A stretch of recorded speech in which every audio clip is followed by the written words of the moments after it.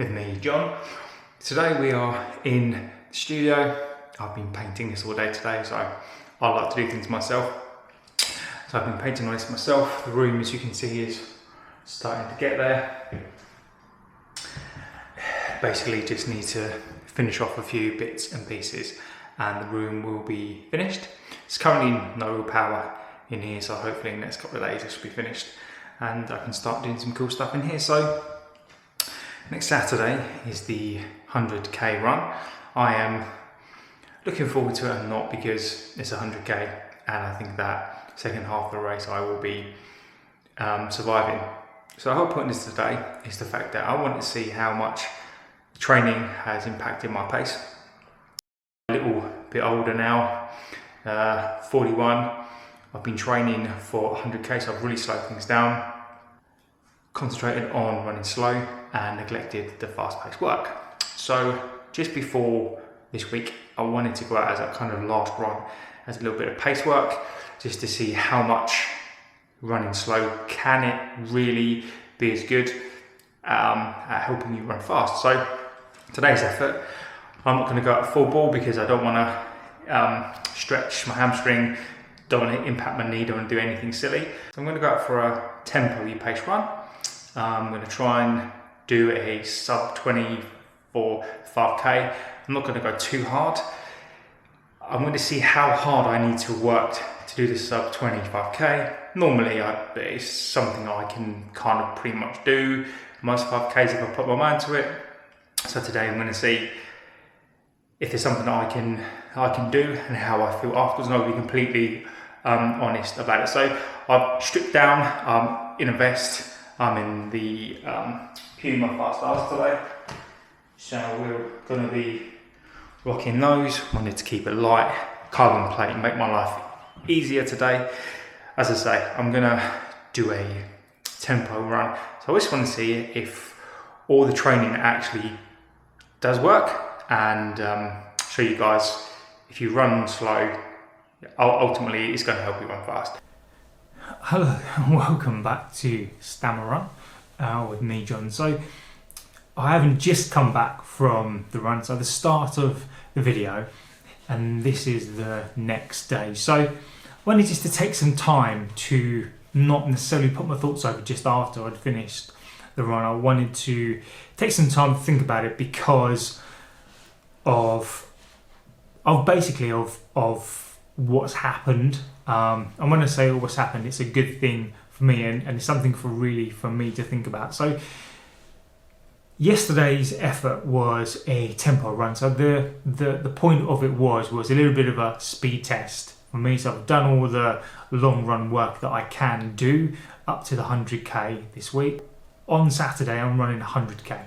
So for the last couple of weeks, I have tried to do between 80 to 100 mile weeks and then a slow pace. So my slower paces are between 7 to 8.5. Now that's a big range because when you try to run slow, I mean a proper slow run should really for me be about 8 to 8.30 per minute for the mile. So that's a really good pace, a nice slow pace. So what you're trying to basically do is you're trying to build up your engine, you're trying to build up your aerobic base, you're trying to become more efficient, you're trying to make your engine more efficient, you're trying to get the energy to the muscles more efficiently, the glycogen to the muscles to enable you enable your body to basically be able to go for longer and become more efficient, so you don't gas.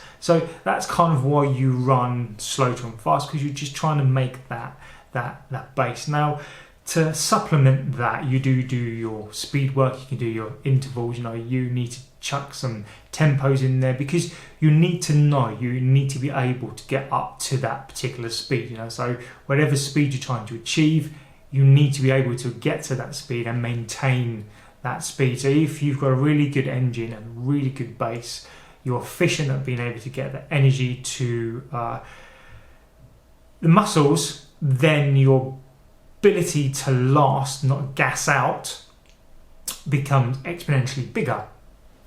Aside from that as well, is your lactate. You know, whenever you run and you start to feel tired, you can feel your legs burning, and that's what that is as well. So you're trying to update the threshold of the lactate acid within your blood. So this is what you do, your lactate runs, you know, you do your long runs. So everything together in the one go kind of makes you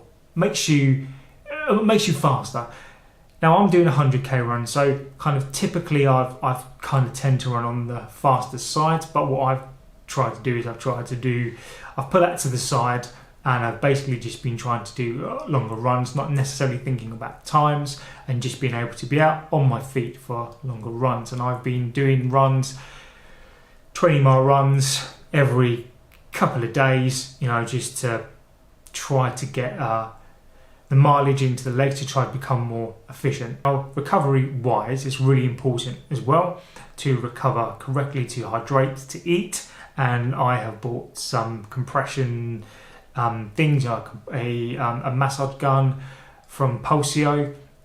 You can get 10% off that with stammerun 3, and the leggings as well. So they are compression, and they really help me. So they've been fantastic. Now, because I have neglected the speed work as it was, because there is no point in my mind trying to do any kind of threshold run, any kind of speed work, because 100k run, 62 miles, you know, I'm not trying to achieve a time, I'm trying to survive. So I'm basically trying to get my body into that mode, trying to run, not necessarily through the pain, but trying to recover to get up the mileage. So I've not done any pace work at all. However, I know that you need to run slow to run fast. In my mind, what I was hoping for was a faster pace, and it would be a faster pace, but I would be more efficient at achieving that pace. My typical 5k pace really is about 19.5 minutes, and that's kind of just a kind of pace that I can achieve. You know, I'm very fortunate, I don't really have to think about it. If I go out for a 5k, I'll pretty much, if I want to do a sub 20 minutes, it's not difficult for me to do. So if I want to do faster run and have a faster pace, that's kind of where I'm roughly at, between 1850 to about 1930. Now 1850, as I've got older, is kind of, that is starting to, you know, that's me working, not working super hard, but you know, that's me getting out of that comfortable zone and having to work. So for the last 18 months or so, I've kind of, the fastest I've done is probably about 18:04, and that was done at a park run, January 2023. So that's probably about the quickest, one of the quickest ones I've done. Have done different road runs as well. I think one of my fastest runs in the last 18 months to 2 years has probably been about 17:30, and that was me giving it a good old run and, you know, being absolutely shattered. But that's pretty much kind of where I've been at. So I came to the conclusion that, you know, hitting 40 years old, having to accept certain things, and I don't like necessarily to accept these things. However, you know, I fully, you know, accept that maybe as you get a bit older, you're not necessarily as fast as you were. PB is done in the Adios Pro number 2s, and I wanted to take these out. I really enjoy the shoe. It's a fast shoe, gets you up on your toes, and, you know, carbon plate is exposed. This is a really fast shoe. So this is not a, I mean, you know, would I use this on a half? Probably not, but this is a really fast shoe. So I took this out, and my aim was not to absolutely blast it through, because I have in mind that I don't do anything to my legs, I don't do anything to my hamstring. The plan was to have a powerful but efficient and fast run. How did we do? So straight off the bat, what you should be doing is you should do a warm-up you know, for the first mile potentially, first K, you know, just to get everything in the leg. So I already knew that, you know, during the day I'd been out, recovery wise, I'd been on some walks, so I already knew that my legs were ready to go. I'd done some stretching beforehand. I've got the PULSIO Elite on my legs, so I was ready just basically to leave the door and go. So the precursor to that with, I wasn't cold. So pretty much hit it, and have to say I felt very strong. I felt very fluid when I run. I've done a lot on my feet, so now my feet just know where to foot strike at pace. And you know, the first mile just was really quite easy.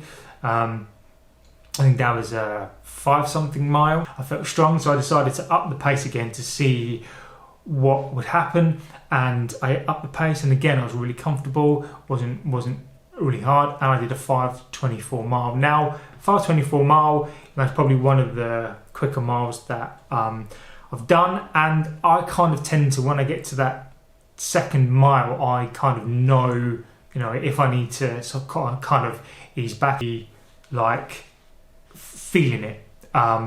So again, you got to the second mile. Now, an indicator for me is the last part of the mile, probably the last 400 meters of that is uphill. You round a corner and then you go up another hill. So what tends to happen is, you know, you get tired, kind of ease back slightly to be able to make it up a hill. Now, I felt really powerful, so I was able to continue and power through that mile, power through the next mile, and I did the next mile at 4:49 per mile, so the 4:49 mile, which I've not done that, I don't think, in a very, very long time. So 4:49 for me is, you know, it was a really fast mile, and, you know, it felt strong, it felt quick.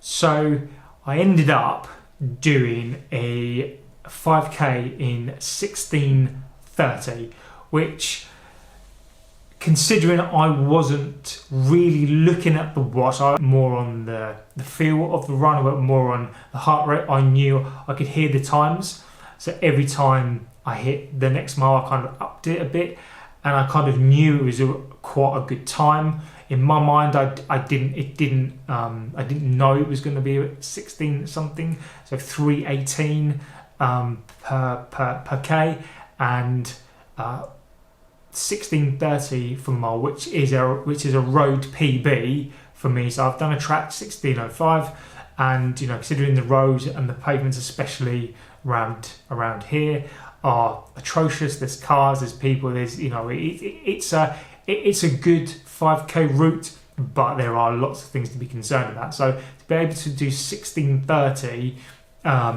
on that road after doing such a long stretch, a couple of days, 2 days after doing a 20 miler, which was reasonably hard, absolutely fantastic. So just it does prove that you do, if you run slow, you do run fast. There are obviously caveats to that, but going into Saturday 100K, I'm in very good shape, in a very, very good place, and fingers crossed I'll achieve what I want to achieve. And on that note, thank you for listening. Please don't forget to like, favourite and subscribe. Comment away about your achievements, if you've achieved anything, you know, this year, you know, how you feel about trying to run slow, to run fast. You know, can you run slow? I find running slow difficult. Let me know in the comments how you feel about that, and what your favourite shoe to run your fast paces are. And thank you for listening, and I'll see you on the next one. Take care. Memories follow me left and right. I can feel you over here, I can feel you over here. You take up every corner of my mind.